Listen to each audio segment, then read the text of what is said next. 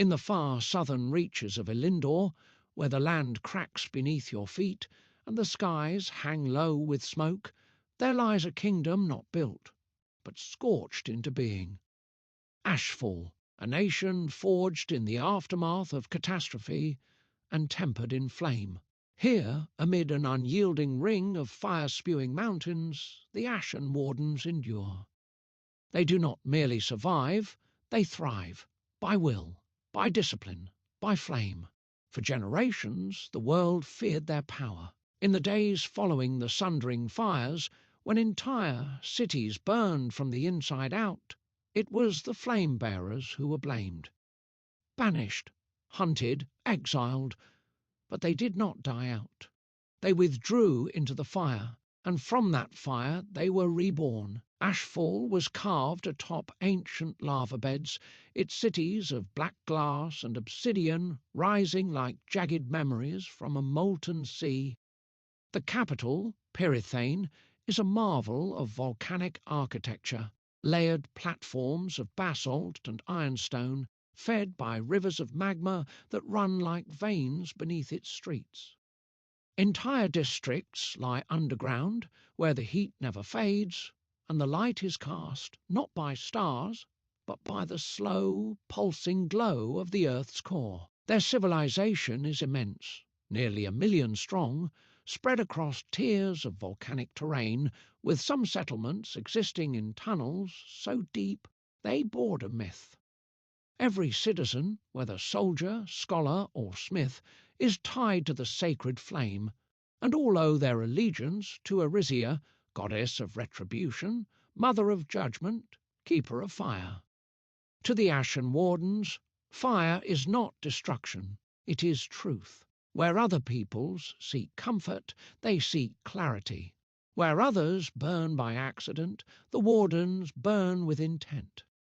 From birth, every child is sworn to the path of discipline. Their youth are raised not in luxury, but in crucible. At 6, they are led into the steam chambers to meditate until their minds silence. They learn hunger first, then endurance. At 10, they must bear the ember stones, raw cores of enchanted flame that sear unless held with perfect balance of breath and focus. By 13 comes the trial of breathless flame, a labyrinth of smoke, stone, and scalding wind. There are no guides, no torches, only heat and darkness. And the flame within. Those who perish are not buried. They are offered to the temple pyres. Their spirits, it is said, join the ever-burning chorus of Erysia. Those who survive, they are no longer children, they are flame-bound. Their veins begin to glow faintly beneath the skin, soft crimson pulses, visible in moments of passion or fury. Their skin toughens, darkens with ashen hue, their voices slow, sharpened into low, resonant tones. They wear the ember brands, tattoos etched with volcanic glass and inked in soot blood. Each mark tells a story, a trial passed, a flame endured, a truth accepted. Meals in Ashfall are simple but sacred: volcanic grains, fire-roasted root flesh, ember-seared meats from the soot-boars that roam the lava plains. Their most honoured food is the pyrrha fruit, a fruit that grows near lava vents whose juices sting the throat and open the senses. It is said that the fruit awakens the second breath, a trance-like focus vital to flame meditation. Their people live by routine, by ritual, by rhythm.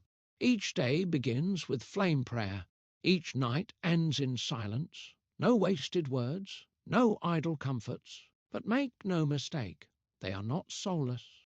Beneath the discipline is fierce loyalty, passion too, but refined like steel in a forge. Romantic unions are rare and revered, marked by flame duels, where lovers test one another's strength and spirit before binding themselves in lifelong flame vows.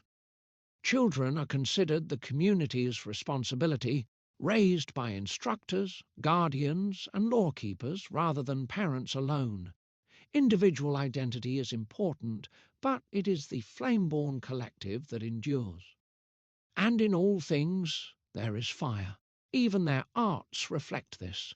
Their music is deep and rhythmic, driven by percussion and breath chants. Their dance is fierce, a blend of martial form and ritual motion, often performed before molten altars or in Ashfall during sacred days.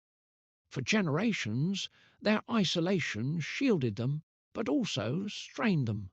The wardens have long walked the edge of war with other great factions of Elyndor. Their oldest scars are with the verdant stewards, whose sacred groves were incinerated during the night of ash rain, when 4 bastions fell under warden flame. The stewards called them heretics, the wardens called them arrogant. A peace seemed impossible, and yet, after years of smouldering conflict, the fourfold convergence was born, a council forged in the aftermath of mutual devastation. The moonborn, the sky-blessed, the verdant stewards, and the ashen wardens. 4 powers, 4 creeds, bound not by love, but necessity. The moonborn brought reason, the sky-blessed brought calm, the stewards offered healing, and the wardens brought flame.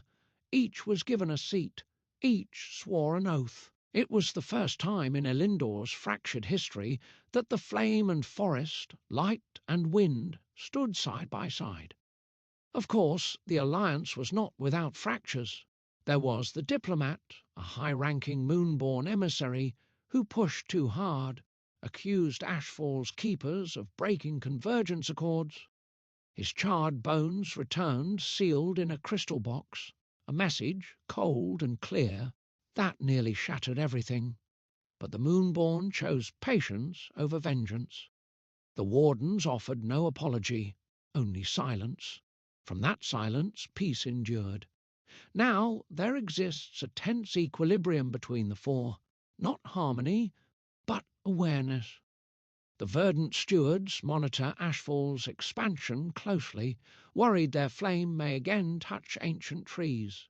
The sky-blessed maintain a wary distance, their airships forbidden from passing over the volcanic south.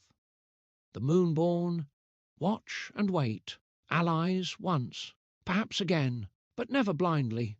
To outsiders the ashen wardens are enigmatic, distant, seen as monks by some, militants by others, but to themselves they are guardians of truth, keepers of the flame that cannot be tamed, and though the world has forgotten it, fire was the first light. It is their belief that it will also be the last. They do not speak of conquest, they do not seek to spread, but they will not bow. They do not forget, they do not forgive, they do not flinch. For fire, above all else, judges, purifies, and remembers.